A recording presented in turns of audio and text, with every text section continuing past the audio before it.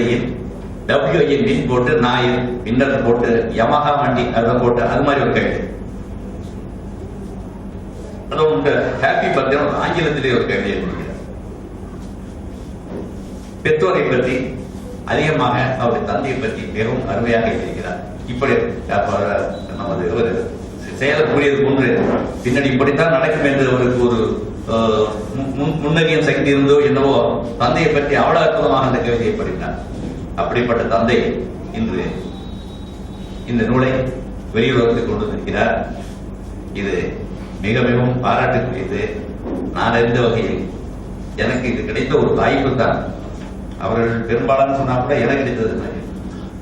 அதனால் அந்த பெற்றோர் அவர்கள் வேறு குழந்தைகள் ஒரு பெண் இருக்கலாம்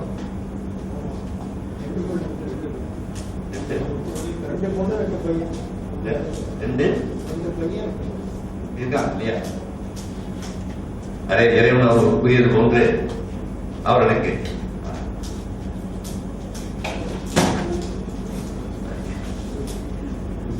இறைவன் அவர்களுக்கு ஆதரவளிக்குமாறு வேறு குழந்தைகள் கொடுத்துள்ளதால் அவர்கள் தங்களை சமாதானத்தில் கொடுத்துக் கொண்டு வாழ உயரும். அந்த பெற்றோர்கள் அந்த மகனுடைய இழப்பை காலமெல்லாம் பெரிதாக கொள்ளாமல் இந்த ஒரு கவிதையின் மூலம் அந்த ஒரு மகன் வாழ்ந்து கொண்டிருக்கிறார் என்பதை, இந்து மட்டுமல்ல இரண்டாம் புகழ் எழுதி கொண்டிருக்கின்றார் என்பதை மனதில் வைத்துக் கொண்டு மற்ற குழந்தைகளுடன் வாழ்க்கையை நல்ல முறையில் வாழ வேண்டும் என்பது எல்லாம் உள்ள இறைவனை வேண்டி இப்படி ஒரு அறிவை வாய்ப்பு அளித்து எனக்கு வாய்ப்பளித்தமைக்கு உங்களுக்கும் விழா குழுவினருக்கும் எனக்கு நன்றியை குறிப்பிட வருகிறேன். நன்றி, வணக்கம்.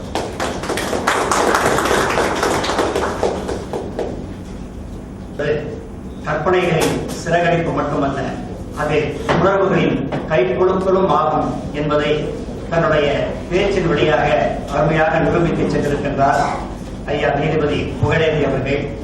அதிலும் குறிப்பாக தந்தையாருக்கும் மகனுக்கும் இருக்கக்கூடிய அந்த உறவுகளை எல்லாம் மிக நேர்த்தியாக, அதுவும் ஆங்கில கவிதையை ஒப்பிட்டு அழகாக சொன்னார்கள். இந்த புத்தகத்திலேயே நீங்கள் 52வது பக்கத்தில் அன்பினில் இனிமை, அன்பினில் மென்மை, உழைப்பினில் உண்மை, ஊக்கத்தில் வலிமை, இத்தகைய பெருமை என் தந்தையின் அருமை என்று அருமையாக நூலாசிரியர் அப்துல் ஹமீத் அவர்கள் இந்த நூலை படைத்திருக்கின்றார். எனவே அப்படிப்பட்ட அந்த கல்விகளை புரட்டி பார்க்கத்தக்க அளவிற்கு தன்னுடைய பேச்சினை அழகாக இங்கே உரை நிகழ்த்தி அமர்ந்திருக்கின்றார்கள். அவர்களுக்கு நம்முடைய நன்றி. இப்பொழுது இந்த அரங்கத்தில் நூலை பெறுவதற்காக சில சான்றோர் பெருமக்கள் வந்திருக்கின்றார்கள். அவர்களை நாங்கள் ஒவ்வொருவராக அழைக்கின்றோம். இப்பொழுது அவர்களை நூல்களை பெறுவார்கள். முதலாவதாக சிம்சன் குரூப் கம்பெனியுடைய கூட்டுறவு சங்கத்தின் தலைவர் திரு கோவிந்தராஜ் அவர்கள் நூலை பெறுவார்கள். அடுத்ததாக பாப்புலர் ஃப்ரண்ட் ஆஃப் இந்தியா அதனுடைய மேலாளர் திரு சுனைதி அன்சாரி அவர்கள் இப்பொழுது நூலை பெறுவார்கள். அவரை தொடர்ந்து வீட்டு வசதித்துறையுடைய முன்னாள் கூடுதல் செயலாளர் எம் துராப் அகமது அவர்கள் வருகை தந்திருக்கின்றார்கள். அவர்கள் இப்பொழுது நூலை பெறுவார்கள். வீட்டு வசதித்துறை முன்னாள் கூடுதல் செயலாளர் திரு துராப் அகமது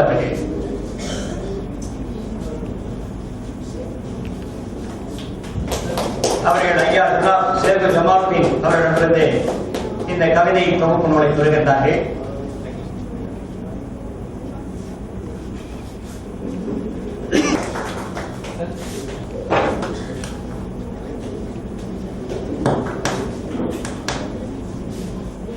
பத்ருதீன் அவர்கள் இந்த கவிதை தொகுப்பு நூலை பெற வருகின்றார்கள்.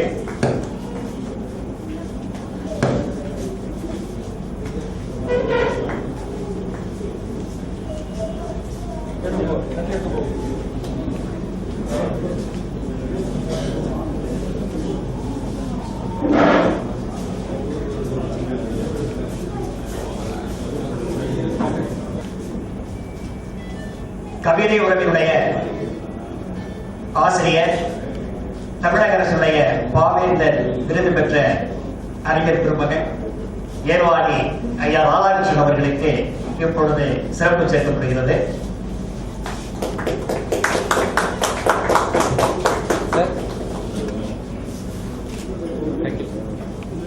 அவரை தொடர்ந்து கவிஞர் ஏ பத்ருதீன் ஐயா அவர்களுக்கும் பொன்னாடை அணிவிக்கப்படுகின்றது.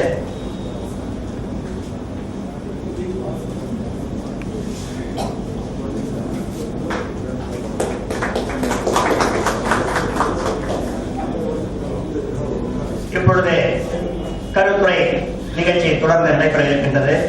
இந்த அரங்கத்தில் முதல் பிரதியை பெற்ற ரெப்கோ வங்கியுடைய இணை பொது மேலாளர் திரு ஆ சுப்பையா அவர்கள் கவிதைகளை பற்றிய தம் கருத்துரையை இப்பொழுது வழங்கப்படுகின்றார்கள். அவரை அன்போடு வரவேற்கின்றோம்.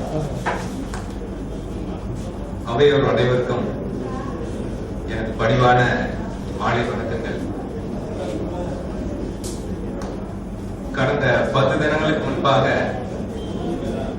வசந்தா பதிப்பகத்தில் முனைவர் பாட்டலன் அவர்கள் என்னிடம் இந்த முதல் பிரதியை பெற்றுக்கொள்ளும்படி உங்களுடைய பெயரை நாங்கள் எங்களுடைய இன்விடேஷன் போட இருக்கிறோம்,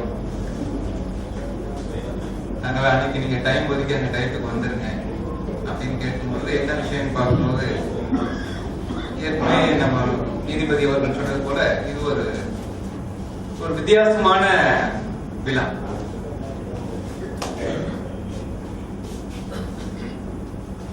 இருபத்தி 7 வயதில்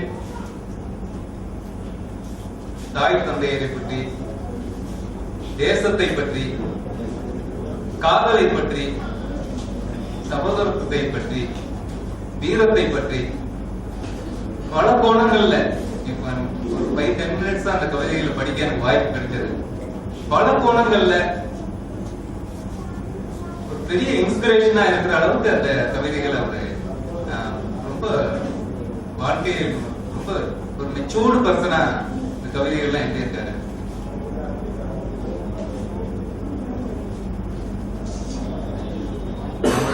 இவருடைய இழப்பு, குடிய காலத்தில் இவருடைய இழப்பு நான் நினைக்கிறேன் நம்ம தேசத்துக்கே ஒரு பெரிய இழப்பு மாதிரி தான் எனக்கு தோணுது. ஏன்னா இவரை போன்ற மனிதாபிமானம் உடையவர்கள், மனித குலத்தை உணர்ந்தவர்கள் நம்மிடத்தில் நிறைய பேர் இல்லை. ஆகையால் இந்த கவிதை தொகுப்பு நீண்ட நெடுநாட்களுக்கு அவருடைய மனத்தின்மையை, அவருடைய அவர் வைத்திருந்த விஷன் நமக்கு ஒரு வழிகாட்டியாக இருக்கும் என்று எண்ணுகிறேன். அவருடைய குடும்பத்தாருக்கு என்னுடைய ஆழ்ந்த வருத்தங்கள். இது இருப்பினும் வாழ்க்கையின் யதார்த்தத்தை நாம் ஏற்றுக்கொள்ள வேண்டியவர்களாக இருக்கிறோம். ஆங்கிலத்தில் லெகசி என்ற ஒரு வேர்டு உண்டு. அர்த்தம் என்ன என்றால் something handed over by us to our next generation. அடுத்த ஜெனரேஷனுக்கு நம்ம என்னத்தை கொடுத்துட்டு போறோம், நம்மளுடைய நல்ல பண்புகள், நம்மளுடைய நாம் செய்த சில நல்ல நடவடிக்கைகள், இதுதான் லெகசி அப்படின்னு சொல்றோம். வரவேற்புரையாற்றிய சகோதரி அவர்கள் இந்த சில விஷயங்களை சொல்ல முற்பட்டார்கள். நிறைய நேரங்களில் நமக்கு ஒரு செல்ஃப் அவேர்னஸ் நாம உணர்ந்து பார்க்கறதுக்கு ஒரு வாய்ப்பு இல்லாம போகுது. அடிக்கடி நான் எங்களுடைய நண்பர்கள் வட்டாரத்தில் நான் பேசும்போது, எங்கள் பேங்கர்ஸ்க்கு ஒரு வருஷங்கிறது ஒரு மாதம் மாறிங்க, ஒரு மாதங்கிறது ஒரு வாரம் மாறி அவ்வளவு ஸ்பீடா எங்களுக்கு ஓடிட்டு இருக்கு. இன்னைக்குதான் சர்வீஸ் பண்ண மாதிரி இருக்கு, கிட்டத்தட்ட 23 வருஷம் ஓடி போயிடுச்சு. இந்த மீன் டைம்ல நம்ம ஒரு செல்ஃப் அவேர்னஸ், நமக்கு ஒரு அவேர்னஸ் இருக்கிறது ஒரு வாய்ப்பே இல்லாம போகுது. நான் நிச்சயமா கருத்து வந்திருக்கவங்க எல்லாம் எல்லாருக்கும் இது ஒரு வாய்ப்பா இருக்கும்னு நினைக்கிறேன். நமக்கு அப்புறமா நாம இந்த சமுதாயத்துக்கு என்னத்தை விட்டு போயிருக்கோம் அப்படிங்கிற ஒரு கேள்விக்குறி நிறைய சுய முன்னேற்ற பயிலரங்கங்கள்ல நாம் சென்னையில கலந்துக்கும் போது, அந்த பயிலரங்கங்கள்ல கடைசியா முடிக்கும் போது அந்த ஸ்பீக்கர்ஸ் என்ன சொல்லிட்டு போவாங்க அப்படின்னாக்க ஒரு 5-6 கேள்வியை கேட்பாங்க. இந்த கேள்விகளை நீங்க நோட் பண்ணி வச்சுங்க, இதுக்கு பதில் நீங்களே சொல்லிக்கங்க அப்படிங்கிற மாதிரி சொல்லுவாங்க. அதுல முக்கியமான ஒரு கேள்வினா, what legacy you wish to have after your death? இந்த கேள்விக்கு ரொம்ப சிறப்பான ஒரு பதிலை நம்மளுடைய சகோதரர் எம்ஒய்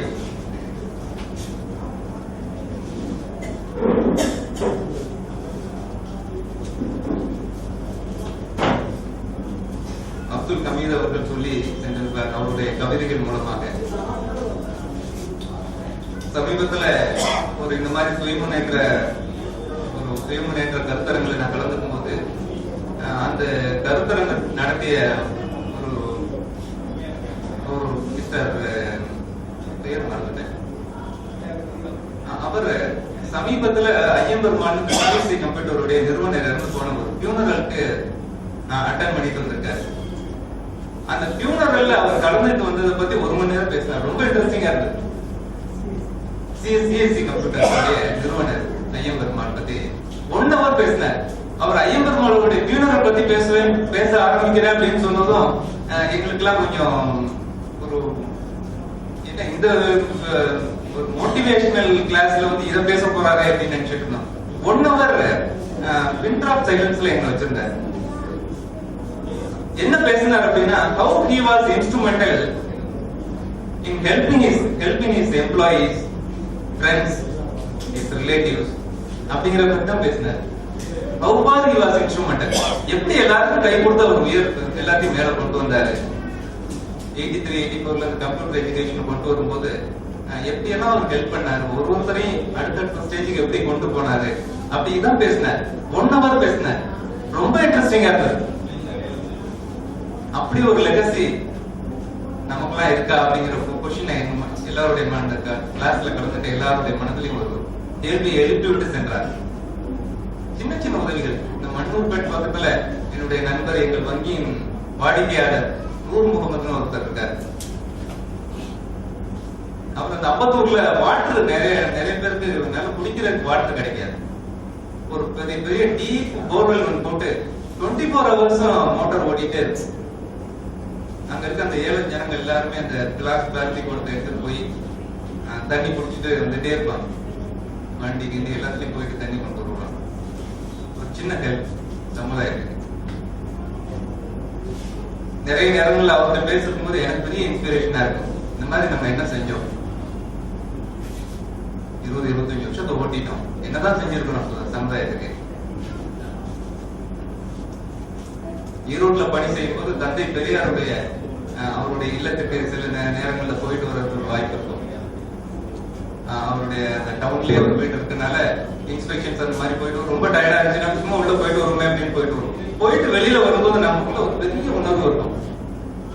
மனிதர்கள் மத்தியில நிறம், மொழி, பணக்காரங்க, ஏழை அப்படிங்கிற உணர்வு இருக்கக்கூடாது. நம்மளுடைய love towards human being should be unconditional. அதுக்கு வந்து கண்டிஷன் கிடையாது. அந்த வீட்டுல யார் போயிட்டு வந்தாலும் அவங்களுக்கு அந்த மாதிரி ஒரு ஃபீலிங் வர மாதிரி அங்க அவருடைய வாழ்க்கையை நேரேட் பண்ணியிருக்க விதம் அந்த மாதிரி இருக்கும். அப்படி ஒரு லெகசி நமக்கு இருக்கா. 2007ல அப்துல் கலாம் ஈரோட்டுக்கு ஒரு புத்தக கண்காட்சியை ஓபன் பண்றதுக்காக வந்தார். ஈரோடு சுத்தி இருக்கிற எல்லா வில்லேஜஸ்ல இருந்து அன்னைக்கு ஸ்கூல்ஸ் லீவ் விட்டாங்க. எல்லா வில்லேஜஸ்ல இருந்தும் குழந்தைங்க அந்த டவுனே அடைச்சிட்டாங்க. நான் அந்த கிரவுண்ட்ல இருந்து அவருடைய மீட்டிங் நடக்கிற கிரவுண்ட்ல இருந்து ஹார்ட்லி ஒரு 100 மீட்டர்ஸ் பக்கத்துல என்னுடைய பிரான்ச் இருக்கு. சரி 5 மணிக்கு மீட்டிங் போயிடலாம் அப்படிங்கிற மாதிரி நினைச்சிட்டு போனாக்கா என்னுடைய பிரான்ச்ல இருந்து வெளியிலே வர முடியாது. அப்படி ஒரு கிரவுண்ட், எல்லாம் சின்ன சின்ன குழந்தைங்க. அப்படி ஒரு லெகசி நம்மகிட்ட இருக்கா. எல்லாம் சின்ன குழந்தைங்க. அவ்வளவு ஒரு இன்ஸ்பிரேஷன், அவர் மேல அவ்வளவு ஒரு மரியாதை. இந்த மீட்டிங் போனா நம்ம குழந்தைங்க வந்து